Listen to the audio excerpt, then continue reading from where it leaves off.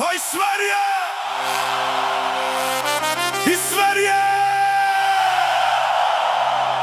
I Sverige jag vill inte längre leva.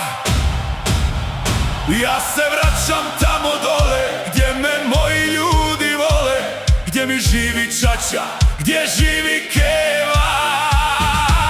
Paraventar Nora Ortil, onda sa životom pravim novi dil.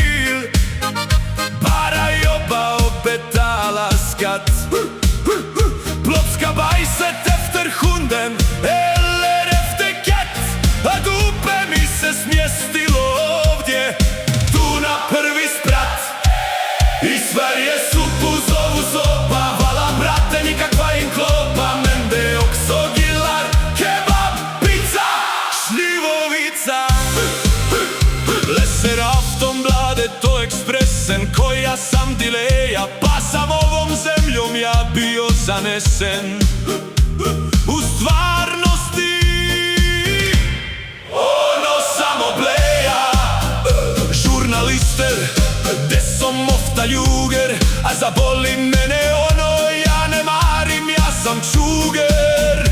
Sve je buraz na kredit i rate, pa se posle jebi od plate do plate. Kao da si od staroga dajca Feder. Bara byta arbetskläder. I Sverige livet bara byta arbetskläder och pyjamaslivet ganska hårt. Därför dragan lämnar landet, dags att byta sport. Hela livet man betalar skatt.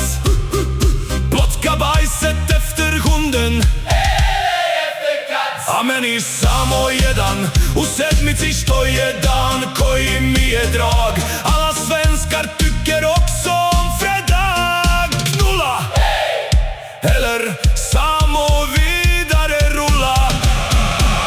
Ungefär allt är det mycket bliži kraju i det zadnji set. Ha en trevlig helg, eine meine kleine Schweine, ich bin alleine, jedan samo stari Balkan boy. Och då da se tušnem ti smr na znoj još od juče.